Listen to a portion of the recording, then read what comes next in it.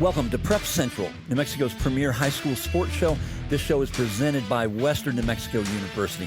If you enjoy our podcast, please like and subscribe and consider becoming a digital subscriber to the Albuquerque Journal to help us continue to bring you more content like this. You can find this episode and all our podcasts on the Albuquerque Journal website, abqjournal.com, as well as on all your favorite platforms like YouTube, iTunes, Spotify, and SoundCloud.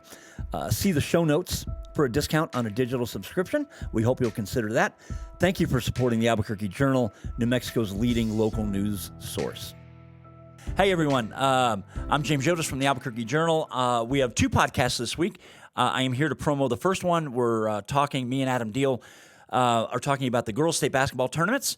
We're going to break down 5A and 4A specifically, and we'll talk a little bit more about some of the other brackets as well, so we hope we'll give it a listen.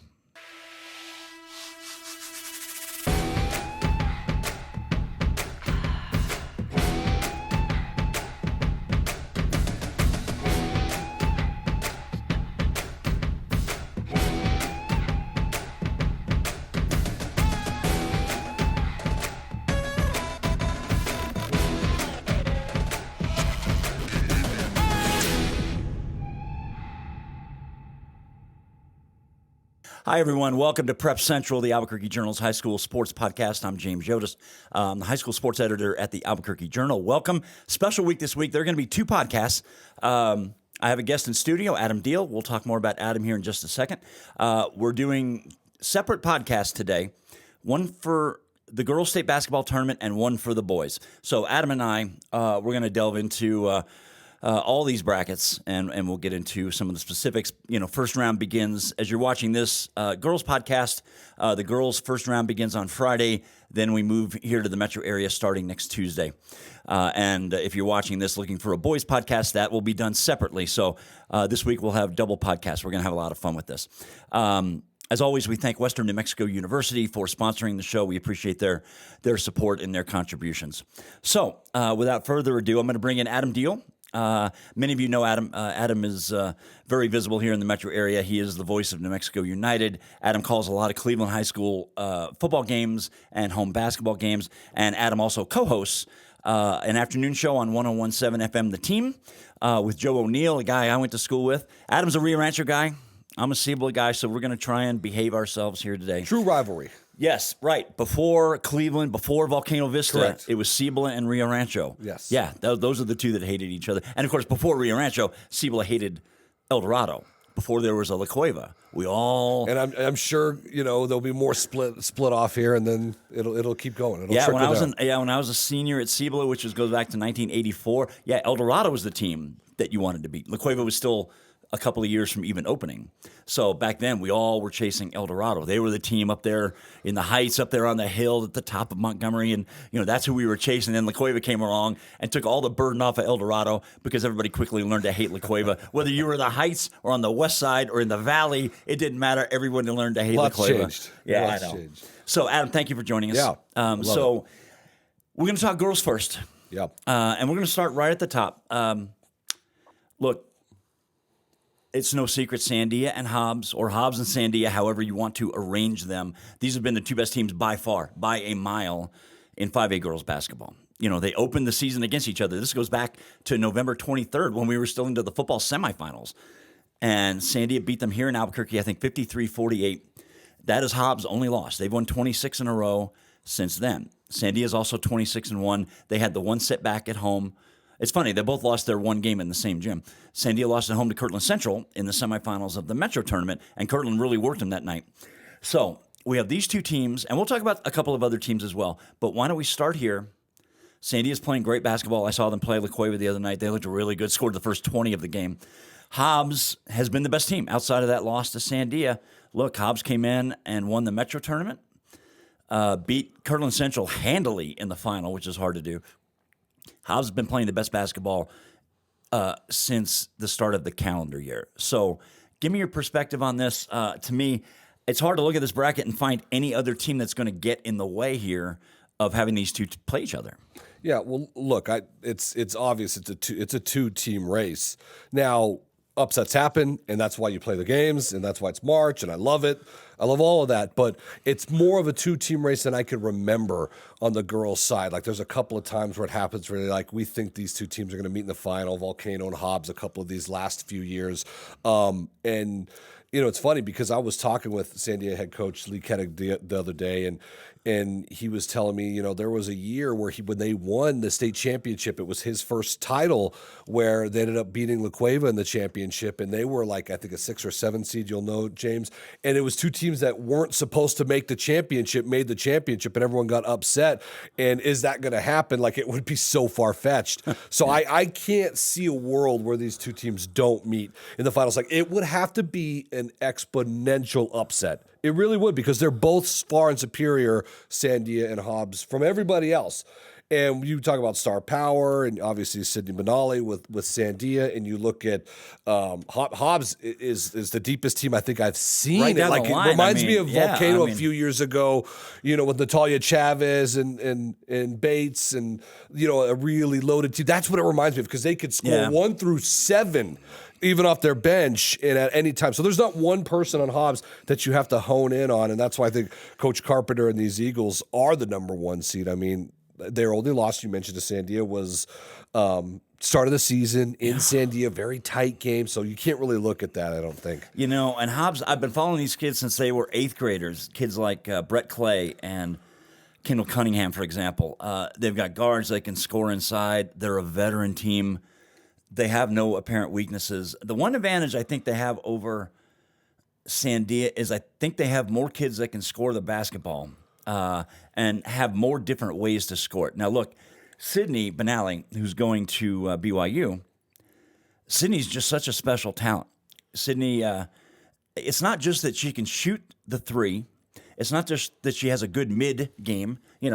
Sydney can shoot these 12 or 15 footers, and she's really good at that too. She can create at the rim, but she is such a facilitator on this team. If you watch Sandia enough, you see how she gets all her other teammates involved. And this is a kid who, could put up 10 or 12 assists in a game, and you're not really paying attention until she's done it. You're talking about, Hope Giddings and Audrey Wright.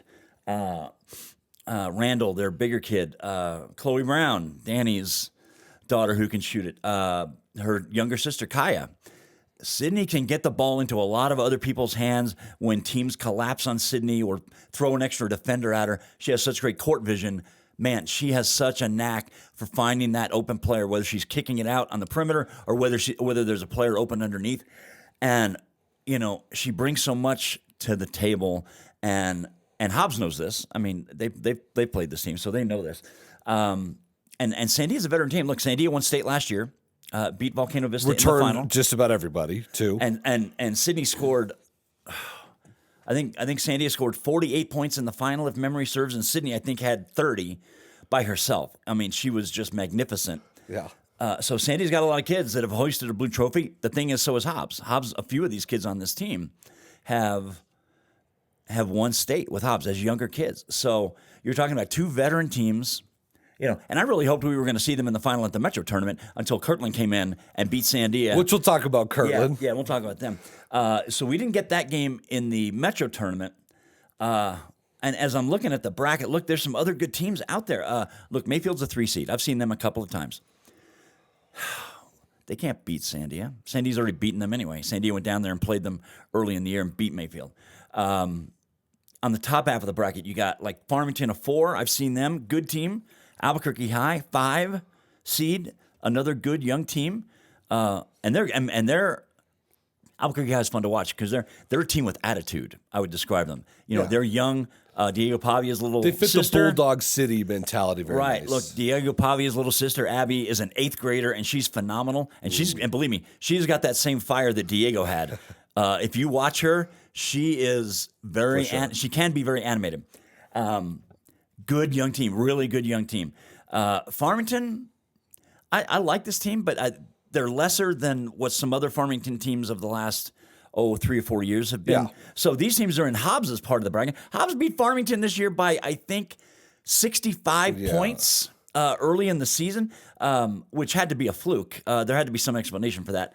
But Albuquerque guy's not ready yet. Both look at Hobbs and San Diego. Yeah. They've blown everybody out. Blown everybody Most everybody. out. Not Well, necess- how about this? After Metro and up, like through district, it's been just a beat down after beat down on both sides. And it shows you it's clear it's 1 and 2. I think, the way you paint it too is it'd be just fast forward to what a semifinal could potentially look at. Let's say it goes chalk, and you're looking at Farmington and Hobbs in a semifinal. Like, I don't see that being anywhere close. You mentioned it was like a 60-point win already for Hobbs earlier this season. And then you look at the other side, and if it just went chalk, you would look at a Mayfield Sandia game, which we've already seen that this season as well. I don't know. I just think that this tournament is. It's interesting because I think we're looking ahead almost. You almost have to do. Right? That's part of the fun of talking about it. Yeah. These two could play. These two might play. We hope these two play. That's part of the fun of it. Well, and look, you never know, because like last season, for example, you got a Volcano Vista finals against Sandia, and I don't think a lot of people thought that Volcano Vista would go beat Hobbs because they had played earlier in the season and it wasn't good for Volcano Vista. They got thumped. So, you never know. You get into the pit and things change. But like you mentioned, if Sandia is ever going to beat Hobbs again, it has to be simple stuff. James, like it's got to be a little bit better on the boards because Hobbs is so much more physical with Clay and Cunningham and like second chance points. They just thrive on it and turning you over. Now, I say this because Lee Kettig's team is very good at not turning it over because of Sydney Benally is a great ball handler. And her younger sister is too. Kai, who handles a lot of the ball handling on there this you team. go. And so getting through pressure against Hobbs is key, if you're looking into that finals. But I feel like if Sandia is going to compete and win again, it would be simple things like that. Yeah. As I'm looking at the bracket here in front of me, a team that intrigues me that could make a run, at least to the semifinals, is La Cueva at a 6. I've seen La Cueva play, I think, 4 times now. They could play. They're seeded to play Mayfield in the quarters next week. And Mayfield they're more of a grinding team. I saw them play Los Lunas early in the season. Like that might have been like the Tuesday after Thanksgiving. And then I saw them play Albuquerque Academy in the finals of the Joe Armijo Classic. Mayfield's going to grind it out on you a little bit more. Good defensive team. George Maya, the legendary coach, who we all love, just got his 600th career win with Mayfield this season. That is a matchup that interests me. I think La Cueva has the potential to win a couple of games in this tournament. Now, they're not a good matchup for Sandia if it came to that, since those two are on the same half of the bracket. But La Cueva's a team to watch for that might break in outside the top 4. Albuquerque High, too. That team can play with Farmington, no question. Albuquerque High's played a really tough schedule. Albuquerque High, getting back to them for a second, the last 2 years, I think they won 24 games and 25 games, but did not get a home game. Right. They were 9 seed both years. 2 years ago, they played, I think it was at Sandia. Last year, they lost to Bella Hines and El Dorado, and they were not very happy to win that many games, win their district, and then have to go on the road. Now, fortunately for them, they only had to stay in town because they could have ended up with another road trip somewhere else much more demanding. Albuquerque went out and had another really good regular season, but the difference was they went out and played more good teams on their schedule. I told Albuquerque High's coaching staff and even their AD, Chad Jones, I'm like, you guys got to go out and start playing more teams, more better teams. And it will APS is so hard to schedule, though, too. Do you know what I mean? So it's not like it's on purpose. But they did. They went out and scheduled, including Gallup, for example, who they played. It gives you Max Prep's ranking, which is so big in your season. Better to have more losses and a higher strength rating than be 24-3, but get no credit because your district is so bad. Now, they were lucky in that Los Lunas is a really good team. And they're a 7 seed, and they're playing host to Rio Rancho, which by far is the most interesting first-round game to me. But Albuquerque went out and had a better schedule, in my opinion, this year, which helped them immeasurably. And they won a good chunk of these games against good teams. They beat some good teams on this schedule. I mean, they beat La Cueva. So what would you look at this 5A bracket and say, okay, if there's going to be an upset in this first round, Rio Rancho. It would be Rio Rancho at Los Lunas, right? Look, Rio Rancho to me is a sentimental favorite, and Rio Rancho's got a good young group. And I said this to Lori Mabry, Rio Rancho's head coach, who has not really been head coaching this year. She's been sitting on the bench with the team. Eric Jack has been running the team primarily, calling timeouts. But Lori has been on the bench since about mid-January. Of course, her husband, Buster Mabry, passed away at the end of the calendar year last year, and Lori is still dealing with a lot. It's been very difficult for her. Of course. But she came back on the bench. Remember, I was there the night she returned to the bench. They were playing at La Cueva, and she came back to the bench. And she sat at the end of the bench, did a little bit of coaching, but kind of stayed out of it. The last time I saw them was against Cleveland, and she had moved up to the other end of the bench. And she was doing a lot more verbalizing. Anybody that's watched Lori, you can hear her voice from a mile away. It carries like no other voice, like no man's voice or no woman's voice. When Lori talks, you can hear it. If she was outside our building here and she started yelling in the window here, we probably could hear her. So she's back. I love it because it's like a natural progression. She just like started at the end of the bench. She didn't really want it. And now she can't help but to get to it, which I love because I know it's almost therapeutic. The competitive also. juices kick in. For sure. These are her kids. Well, and you mentioned Rio Rancho is very good. Right. They started the season really well. They're very young. They're going to keep getting better. They beat Kirtland Central. A lot of people forget. They beat Kirtland back in December. Right. They've got some really good wins. But when you're a young team, as you well know, sometimes the results can be inconsistent from game to game. Maddie Martinez, the freshman guard for Rio Rancho, tremendous scorer. Boy, that kid can shoot it from anywhere. She reminds me a little bit of who am I thinking of? Latavius Morris a little bit. She can stand out there from 25 feet away and shoot it, no problem. And she can knock down these shots. Rio Rancho's got a good group. I like them. If I'm looking at an upset in the first round, and I've seen Los Lunas several times, and it's a nice team. It is. It's a very nice team. But I like Rio Rancho in this game. Coming out of their district with Farmington and Volcano and Cleveland. That was a really tough district this year for the girls. And for a while, the four of them were bunched together at the top, and there was no way to know who was going to come out and end up winning the district. It was super competitive. You look at then like the 8-9, I don't know as if that would be an upset. Volcano Vista has already beaten Clovis this year. They have to, now granted, they have to go travel to Clovis, and the Hawks had been playing better in district, right? They had that tiebreaker with Farmington and ended up losing it. But, I wouldn't say that 8-9 is a true upset, considering also that Volcano's already beaten Clovis this season. Yeah, here's the thing. Volcano beat Clovis, but their best player is no longer playing because she tore her ACL. Mila Espinoza, their senior guard, their fantastic senior guard, tore her ACL against Cleveland about 3.5 weeks ago. And they have been way different. I saw them play Farmington a couple of weeks back when Farmington came in, and that was a game for first place.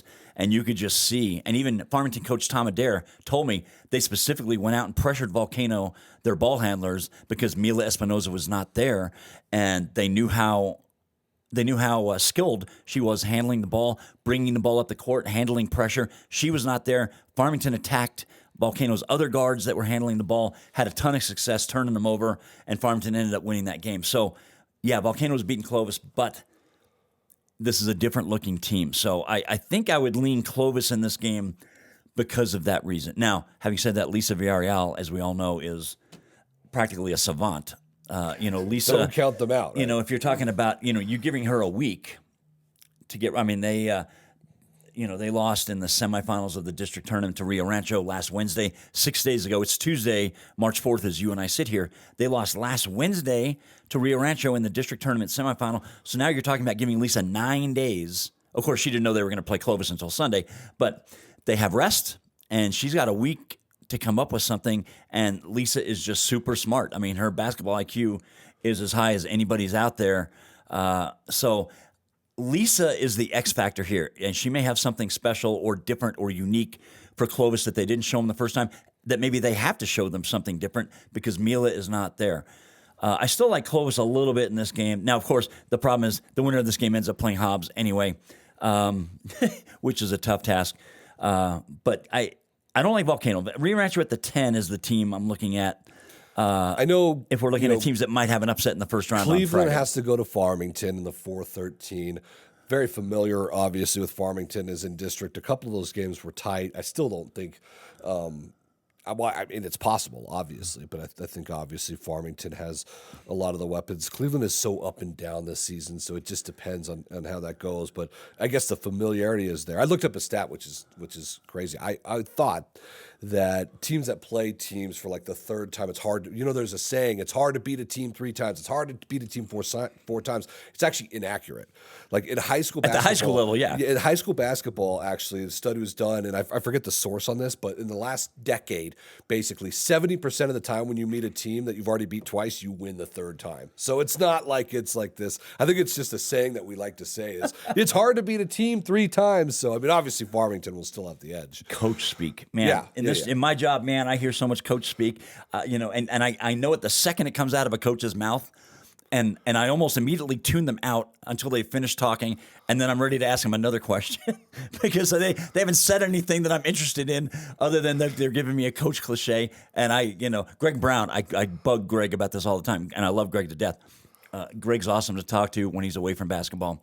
And whenever I pull out my phone to start recording an interview, Greg has one personality when the recorder's not on, and he has an entirely different personality. Yeah, it's like Bill Belichick. When you're interviewing him, and he just becomes very monotone. And you know Bill what? Belichick. Yeah, and it works for him. He's a different. Listen. And Greg's a fun-loving guy, has a good sense of humor, but you'd never know it from his interviews because he's always very serious. Who would be like the opposite of Greg Brown? I would say like Danny Brown. Ron Garcia. Okay, Danny Brown. Yeah, Danny is. They coach He'll give you different everything ways. you want, right? Danny is demonstrative, and he's raising his hands, and he's stomping his feet, and he's he's the other night they're playing La Cueva and somebody missed a couple of free throws, and I looked over at Danny, and he was sitting on the edge of the bench with his head in his hands. He was rubbing his bald head, and he just looked so distraught. Danny is such the opposite. That's true. Of Greg. I kid them about that all the time. They're fun. They're fun that way to watch. So we're going to finish up with this last thought about 5A. So, and we should mention the first round games are Friday night. Around the state. And thankfully, I want to shout out all the schools and all the athletic directors. Not a single game among the 80 games on the schedule, girls Friday, boys Saturday, not a single game has been scheduled at 7 o'clock. Thank you. There's no reason to play at 7. Now I need to get the football coaches in line with this in November and tell them to start playing at 6 o'clock in the playoffs. So thank you. That as a reporter, man, that extra hour does me. You don't like the 7 o'clock start time? Because there's no for JVs. deadline purposes, there's no JVs, so there's this is exactly right. There's no C team, there's no JV, so there's no reason to play at 7, which is why you usually play at 7. In the playoffs, it's good. Friday night, almost all the games are at 6 o'clock. A few 5 o'clock games. Saturday with the boys, some afternoon sporadic, starts. Yeah. A lot of afternoon starts for the boys because it's a Saturday. And traveling. Right. Yeah, they're not missing school, so it's no big deal. But no, I think the latest game is a 6:30 game somewhere. Man, as a reporter, I'm telling you, the extra hour, in football drives me crazy. As a complete sidebar, not that any of you tuned in to listen to that. Yeah, during football season, a 3-hour football game that starts at 7 is a nightmare for me. We can't get something into our print edition with our new deadlines when a game does that. So, the extra hour, especially during state basketball, when there are so many teams from the metro area that I've got to keep track of, both Friday night and Saturday, having that extra hour is just gold for me. So, I'm with you. Yeah, so it's a lot of fun. So anyway, I mean, the bottom line with the 5A bracket, look, you have Sandia and Hobbs, and frankly, everybody else. Is there a team that could make a flyer run? Like, a few years ago we saw with the boys, Rio Rancho and Volcano winning state back-to-back years. One is an 11 seed, one is a 12 seed. You don't see that as much with the girls. You might see, we talked about Sandia beating La Cueva's girls. They were a little bit of a longer shot, but they were still a single-digit seed. I'm looking at this bracket here. There's not anybody out there. There just isn't. There are a lot of really good teams on this list. There are no teams. I mean, look, Sandia and Hobbs are here, and everybody else is here. That's just it. That's just a fact. It's not being mean. It is what it is. It's not a criticism against any of these other teams. So I've seen all of the top 8 except above average. Yeah, I've seen all of the top 8 except Clovis in person. There's some good teams out there, and this is absolutely not a criticism of any of these other teams. If anybody is going to be that team, it's going to be Mayfield. Maybe we'll see. I think it's going to be Mayfield. I don't see it. I like this Mayfield team. I don't see. They lost. I mean, Mayfield has 3 losses. I'm not predicting that. I'm just saying, if anybody, that's who I would say. Because Mayfield's lost 2 of their 3 losses. One to Sandia, one to Hobbs. So they've already played both of the top 2 seeds. It's just hard. But as we all know, look, in a single 32-minute game, you never know.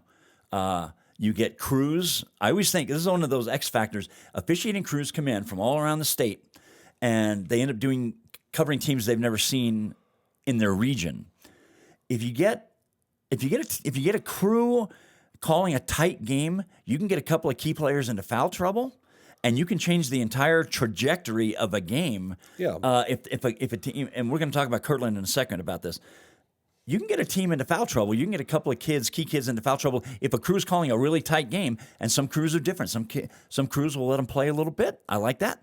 Some crews, they have the whistle in their mouth, and they're calling a lot. What I could think of is on the boys' side in the pit. If you'll recall, it was Oñate at the time, and it's McCants got into real early foul trouble, and it's a game that finished like under 30 in overtime. They just like against Carlsbad, and like I remember that. Yeah, game. It was miserable for it to be a semifinal game, and Carlsbad ended up getting the state championship because of it. But early fouls from a more dominant team and dominant player, and it kind of just changed the trajectory. I think Carlsbad lost to Rio Rancho in the final. They did. That was when Rams were 11 seed. Yeah, those Rams. I remember. Yeah, I forgot about that Oñate Carlsbad game, but you're right. Yeah, that was a strange game. Anyway, so there we have the 5A bracket. We're going to move on to 4A next. So 4A, very much like 5A. You have Kirtland Central and Gallup at similar. one level, and maybe even more so in this division, everybody else way underneath. Now, look, I've covered 2 of the 3 Kirtland Gallup games in person. Gallup lost by 14 when they played at Kirtland. It was 52-38. Then I watched the repeat game 2 weeks later in Gallup, and Kirtland played even better and just blew them out of their own gym. They scored the first 20 of the second quarter, ended up winning by 25, 70-45. And it was the strangest sight because Gallup's fans, who are as passionate and devoted, the girls especially, not so much the boys, the girls' fans, for sure, were leaving the gym early in the fourth quarter because they knew it was over. There was no chance of them coming back. It was a really strange sight sitting there on the floor watching all these Gallup fans leave. And I'm just thinking to myself, what are they thinking? Like, how are we going to beat this team? Because Gallup was undefeated until they played Kirtland the first time up in the Four Corners. And in fact, Gallup's only 2 losses are to Kirtland. They're 26-2, and Gallup's beaten some 5A teams. Kirtland Central went out and played a rugged schedule against like 8 different 5A teams, and they beat most of them. Like I said, they lost to Rio Rancho, they lost to Hobbs. They beat a whole bunch of other teams that are really good, and they have the one loss to Gallup last weekend, and we'll talk about that in a second. But in this bracket, maybe even more so than in 5A, these 2 teams, they're on another level. And I've seen a good number of the good teams here in the metro area. They're on another level. And as you mentioned, we'll talk about it, is Gallup did get there a little bit of revenge and was able to win in the district championship game, in the district tournament championship game, that is, which was important, I think, proving that they could beat them going into the tournament. And, if they're going to get to the finals, they're going to get another chance as well. And you look at Kirtland Central and the things that they've done. You mentioned playing such a tough schedule, also playing in the APS Metro Championships here, and that big win against Sandia, which was so massive. They beat La Cueva that week, too. Yeah, there you go. So La Cueva and Sandia in the same week, and especially beating Sandia on their home floor as well, I believe it was in Sandia. Man, Lee Kettig was so mad that night. When I interviewed him, you could almost see the steam coming out of his ears. Kirtland just worked them that night. Kirtland was really impressive. And how about the freshman Allison Sosi? Man. This girl is the next level, the one we're going to be talking about for the next few years. And I got to do the game in the championship where Kirtland Central played Hobbs, and Hobbs won the game going away. And it was very difficult for Kirtland Central to match up with their athleticism. But the first quarter, I think Sosi had like 17 points or something in the first quarter and just could not miss. And I was thinking, I was like, this can't be right. There has to be an error that she's a freshman and just that talented. James, this whole just team, can this do whole everything roster, you want. This whole roster is really young. Right. I mean, Kirtland is poised, and Kirtland won state last year in 4A, beat St. Pius in the final. Kirtland is poised to go on a run for a while with this young group. Yep. You talked about Allison Sosi. Man, that kid is so smooth. Smooth is a good word. There are others on this group too, right down the line. And then Haley, you look at Haley like Naki, their shooter, their sharpshooter. She killed Gallup in the first game, number 5. Elena Cloney, number 1. Man, this kid is awesome. I watched her last season against St. Pius. They came down here, and I went out, and Cloney, who was an 8th grader, I think, went out and just played the most phenomenal game, making these incredible basketball decisions on the floor, creating opportunities for herself. And I'm looking at, and I interviewed her after the game, and she's such a shy kid. It's hard to get anything from her. All these Kirtland kids are like that.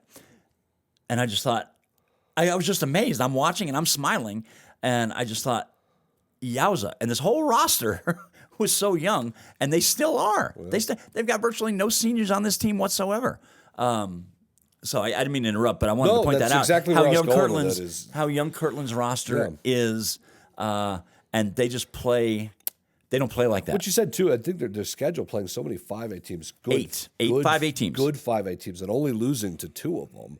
One being Rio Rancho and one being Hobbs in the finals in the APS Metro tournament. So they've got good wins under their belt, and there are other losses obviously to Gallup just recently. Now, will we see the fourth matchup of this? Probably. I mean, I'm looking at the rest of the bracket, and you got to look at. I mean, Portales. They're the 3 seed, and it's what's weird. I was looking through Portales. The first 11 games were out-of-state teams. 11 games, like they didn't have a New Mexico game on their schedule. I know. I had to actually look up a couple of the schools that they played, right? Because I had never so it's heard hard of a couple to get of like them. A beat on what they really are, to be honest. Yeah, no, you're exactly right. And we're talking about Kirtland Central. Look, they played 8 teams. Devin Manning, their coach, told me, and this goes back to their. This goes back, actually, he was here in studio with us during the Metro tournament. He came in and he sat down with us, and we were talking about his schedule, and he said he deliberately went out to play some more of these 5A teams. He wanted to toughen these young kids up. And look, I mean, they lost to Rio Rancho, but they beat Sandia, who's the 2 seed in 5A. They beat La Cueva, who's the 6 seed. They crushed Farmington, who's the 4 seed. And they beat several other good 5A teams, not as good as those 3, but a lot of good wins across the board. Like I said, they had the one loss to Hobbs. Honestly, they would probably be the 2nd-seeded team in 5A. If they were with their no question about that. So when he was here in studio during the Metro tournament, we were talking about that very thing, and he said he deliberately went out and wanted to put together a really tough schedule. So they went out and played, I think, 8, and I think they went 6-2. The Rio Rancho loss and the Hobbs loss. They went 6-2 against those 5A teams, and as you noted correctly, most of these teams are pretty good teams. Some of them are very good teams. So they went out and proved themselves. Gallup's schedule was hard in its own way. They played several 5A teams. Like they beat up on Albuquerque High, I remember, early in the year. And this gets back to what I was talking about, Albuquerque High's girls putting together a tougher schedule. Go play Gallup. It's okay. Go play a good school in a lower division. It's not going to kill you. As a matter of fact, it'll help you probably more than you realize. Gallup is a different team than Kirtland. Gallup has some size. Riley Whitehair is their post. She's really good. She got into foul trouble at least in one of the 2 games during the regular season against Kirtland. But the thing about Gallup, especially as we're talking about Kirtland Central, and like I said, I saw the 2 regular season games, and we'll talk about the district tournament final in a second. Kirtland Central's guards turned Gallup over relentlessly and ruthlessly in the first game especially, which Kirtland won by 14. Gallup had all kinds of trouble, and they were missing one of their best guards that night, a kid whose last name is Slinky, Alicia Slinky. She didn't play the first game. They missed her. They were turned over a bunch by Kirtland, turned those into points at the other end. Gallup never was really in it. The second game, Gallup played a good first quarter, and then Kirtland scored the first 20 of the second quarter, and that was it. And Gallup's guards started turning him over. Kirtland's guards started turning over Gallup again. And the thing about Kirtland's guards, here's the thing. They're not big at all, but they are quick, and they are efficient. They are relentless. They double the ball whenever possible. I mean, if they can get 2 players on the ball handler, that's what they will do. And they get you in so much trouble. They either turn you over as the ball handler, or they force the ball handler into a pass they don't want to make. And there's another player strategically placed who gets an errant pass, and they go defense to offense so quickly. That killed Gallup in the first 2 games. Could you imagine what a nice championship like that will? Well, I can't imagine. We've seen it, but Kirtland Central Gallup in the state championship, with the way the pit would look. So the other day, you just mentioned it, and I wrote this in my column on Sunday. The best thing that could have happened to this entire bracket was Gallup winning the district tournament championship game, which they won 73-69. I think in overtime. Somebody told me it was in overtime, but the score list does not reflect that. In either event, Gallup came back. They were down double digits, I believe, in the fourth quarter in this game in Kirtland, and came back and won the game. And I wrote this the other day. This is the best possible thing that could have happened as a reporter, was Gallup winning this game.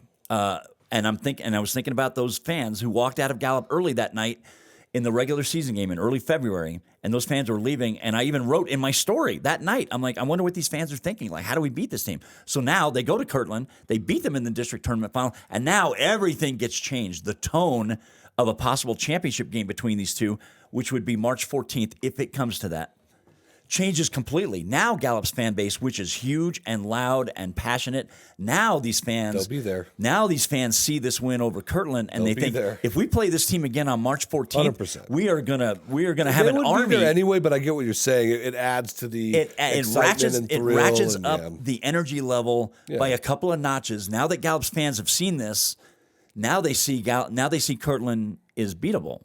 And now, if we get, and there's no reason, honestly, to think we won't. I think these two are more heavily favored to play in the final than even Sandia and Hobbs are. It's probably the same, in my opinion, but I got you. Yeah. Now Gallup's fans coming off the district tournament think, we have beaten this team, and we're going to show up, and we're going to be heard on that Friday night. And honestly, I'll talk about one team on this list that could be a potential thorn. But these two are clearly the two best teams in 4A by a mile. I remember before the season in November when I was working on my previous story, several coaches told me they thought Gallup was clearly the number one team, and they were undefeated and ranked number one until they went to Kirtland in the regular season, end of January, and got beat by 14, and that changed the tenor a little bit. Now, Kirtland is still the number one seed because they beat Gallup 2 out of 3. They won the regular season. There's more weight assigned to that. Plus, all of the 5A teams they beat. Kirtland's a deserving number one seed. But now Gallup has this little nugget in their pocket. Hey, we beat you, and 100%. Now we're going to the pit, and which is a neutral court. And now what we're going to get, I hope, as a reporter, is we're going to get 15,000 people inside the pit, people waiting to get in for hours. We will. People showing up during the boys' 3A and 2A semifinals, which are like early in the afternoon on that Friday, waiting to get in and make sure they get a seat. I love that. And I would not be a bit surprised if we end up hearing stories of fans unable to get into the pit if it comes to those two on that Friday. And there's some good teams here in the metro area. Academy's a 5 seed. Good group. Josh Skarsgård took over this year, done a really nice job. Taryn Batches left just to focus on her athletic director duties. Academy has a really nice team. I've seen them a couple of times. Pius with Brio Rodi. They're a 6 seed. They were in the state final last year. Good group. Not as solid as last year. And then the one team I want to talk about specifically real quick, not even Portales, the 3 seed. It's Valencia, the 4 seed.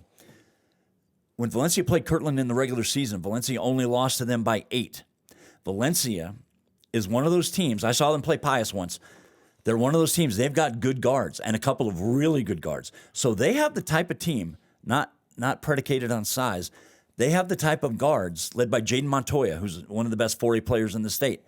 They've got the guards to handle Kirtland Central's pressure. And Kirtland Central brings that pressure like crazy because Kirtland's not big. They can't beat you in a half-court game. If Gallup gets you in a half-court game with Kirtland, that's the Gallup's benefit with their size. They've gotten into some foul trouble, as I mentioned earlier. Valencia has the guards, and Valencia could play Kirtland in the semis if the seeds hold. I think it was a 56-48 game in the regular season. So Valencia knows damn well they can play with Kirtland with the type of style they play and with their size and girls being able to handle pressure, handle the ball, and get it past half court and get into your sets. So I just want to throw that out there. Valencia is one of those teams they've got to play at an elite level, and I think Kirtland Central would not have to play their best basketball for that to happen. I just wanted to mention that Valencia has that. So there you go. That's our look at the 4A bracket. Okay, we've given you an extensive look now at the 5A and 4A brackets. Let's real quick kind of breeze through the other 3 divisions. Navajo Prep is the number 1 seed in 3A. Navajo Prep won state last year. They are the number 1 seed again this year. And another one of those Four Corners teams. Navajo Prep is located in Farmington. Another one of those Four Corners teams that just brings the noise. So the Eagles are back. West Las Vegas is the 2 seed here. Those two teams split. They met twice in the regular season. They split 2 games in the regular season. So we'll see. I confess, as I sit here, I didn't see hardly any of the 3A teams. So it'll be tougher for me to talk in detail about the 3A teams versus 4A and 5A. But you've got West. You got Santa Fe Indian as a 3 seed. We can end up with a Santa Fe Indian, West Las Vegas semifinal, 2 teams from the same district, and that district, both genders, boys and girls, is ridiculously competitive. And we're going to talk more about that on the boys podcast. And just as a reminder, if you're watching us, This is one of two podcasts we're doing today. We're talking about the girls, Adam Deal and I. And there's another podcast today that's talking exclusively about the boys. So if you're watching, wondering why we haven't gotten to the boys yet, this podcast is just going to be for the girls. So we have Navajo Prep number 1, Tatum, the number 1 seed in 2A, and then Roy Mosquero, the only undefeated team in the state in either gender, 26-0. Their nickname is the Blue. When you have a co-op, you got to find a nickname that works. So you've got them. Fort Sumner and House are a co-op. They're seeded 2. Those two teams played each other in the regular season. I think Roy Mosquero won by 9. I think it was 58-49, if memory serves, in the regular season. So those two teams would be seeded. I wanted to make a quick shout out to Harper Dunn from Corona, who earlier in the season, just last month, broke the state's career block shots record. Now Harper is 6'6", as heavily recruited as Sydney Benally is from Sandia. She's got, I think, 26 Division I offers, and she's only a sophomore, but she's 6'6". She's playing in Class 1A, where, frankly, the kids are much smaller. So she has already, as a sophomore, broken the block shots record. Corona and Vaughn, that is a co-op team. They are seeded 7th. They're going to be playing Logan in the first round. If they win that game on Friday, they'll come here to the metro area, and they have a chance to play Fort Sumner and House in the quarterfinals. And those two played early in December, and that game went to overtime before Fort Sumner and House won it. So if you're hoping to get Harper Dunn all the way to the pit, they have to win 3 games. You know, if you're a Class 1A kid, you got to win the home game, then you got to win a game in Bernalillo at the high school on. It's going to be a difficult task, right? On Wednesday, then you got to play the semifinals at the Rio Rancho Event Center. So I don't know that Corona and Vaughn are there yet, but if you're interested in watching Harper Dunn play, if they win this first round game, they'll be playing. Admittedly, would love to see. Yeah, I would too. I would too. It's been very difficult, obviously, with being in the metro. I've seen her play a couple of times, but against teams that were just not even close to their class. And, you know, it's hard to gauge when they're playing a team that's just not nearly as good competitively. So Harper Dunn, and she's still just a sophomore. She still has 2 years. And they've made strides between last year and this year. And I hope before she's finished, we will see her in the pit. You know, we never got to see Bella Hines in the pit because she left. What one game? Oh, I'm sorry. We did last year, right, against Sandia, right. Correct. But we never really got to experience her having a big run during the tournament. You know, and Sydney Benally outplayed her quite a bit that day when they were here in the pit last year. But we never got a chance to see Bella, see what she could do as a senior. I hope we will get a chance to see Harper Dunn in the pit before she's done. But if you're interested in Harper, and she's such a great kid. And last year, after they got eliminated, I told this story to Sebastian Noel, who works for ProView Networks. When I was sitting on the floor of the pit, I looked up all the way at the top of the pit on the west side, and all I could see were 2 silhouettes. One was a man and one was a very tall woman, but I couldn't see who it was. And I didn't find out until later that it was Harper Dunn, who had jumped in to do some analysis for the tournament as a broadcaster. Which is awesome. And she's so well-spoken. I don't know if you've met Harper. She's so unbelievably well-spoken, and she's inquisitive, she's well-spoken, she's intelligent, she's got a good sense of humor. And I thought, wow, yeah, exactly. She could do this easily without having any experience and not miss a beat. I don't know if we'll see that next week, if and when they get eliminated, but that was an awesome thing. So she's one of those kids, kind of like you as a broadcaster. She's got her finger in a lot of pies, and she's an accomplished ranch kid. I mean, she shows steers. I've actually written about her. I went out to the state fair in September and watched her win a competition at the state fair where she shows her animal. And it was really an illuminating kind of thing. I'd never done that before. And she loves being part of that ranch life. She lives. I went to her ranch, her grandfather's ranch. Her grandfather Aubrey has a ranch about 20 miles west of Corona. And I'm telling you, I drove that road. It's almost all dirt road. Me and a photographer went out there at the end of December of 2023 to do a big piece on Harper. And man, we just got such a look into her life. Her dad, who played at Artesia, her mom, Becky Preston, who was a killer player at La Cueva, and then later at the University of Oklahoma. They live up here. She sometimes comes and stays with them up here. I think sometimes she stays with her mom, who lives in Roswell, but primarily she spends her week at the ranch where her grandparents live. And she loves that ranch life. She loves showing her animals. That's a big thing for her, as much as basketball anyway. So she is such an interesting kid. And if you haven't I can speak. If you haven't had a chance to meet her, I hope you'll make time and just say hello if you ever have that opportunity. She's incredibly intelligent and extremely well spoken. And as a reporter, you love to run across kids like this who have ideas and are able to express them. And she's really, hands in a bunch of different things. Very really. When I sat down and charismatic. interviewed her for that big piece I wrote, she was asking me as many questions as I was asking her. We had a nice give and take. And she's just that kind of. Well, did you help teenager. out on the ranch, James? Did you? I did not. I was born in Brooklyn. I'm a city guy, raised in Rio Rancho. Of course, there was no Rio Rancho High School back then, so we all went to. So you would have been a Ram. Yeah, I would have been a Ram All right, in a different time and I knew era. there was but, some Ram blood. there was no Rio Rancho High School yet. Back then, back where Rio Rancho High School was, where you went to school. Right. My dad used to take me. He used to teach me how to drive a car.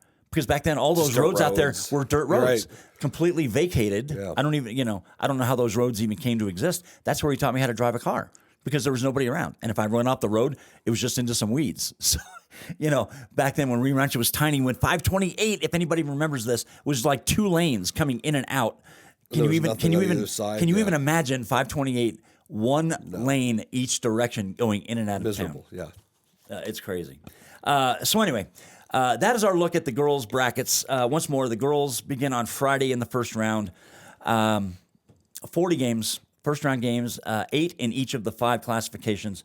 The 40 teams who win on Friday will advance to the metro area next week, either at the Event Center in Rio Rancho or at Bernalillo High School or at the Pit. The 5A and 4A girls will be at the Pit on Tuesday. 2A and 3A will be at the Event Center on Tuesday, and then the 1A kids don't begin until Wednesday. Boys and girls will open at Bernalillo High School on Wednesday of next week. So that's it. We appreciate you listening. I'll note one last time, there is a separate boys podcast, and you'll be able to find that either at abqjournal.com. You can find it on YouTube. You can find it on any number of platforms if you want to watch. We thank Adam for joining us. And once again, we thank Western New Mexico University for their support of this podcast. So I will see you, I hope, next week. We're hoping to have a podcast from University Arena next week. I don't want to say for sure that's going to happen, but we're hoping. If that doesn't happen, then I'll see you after the state tournament.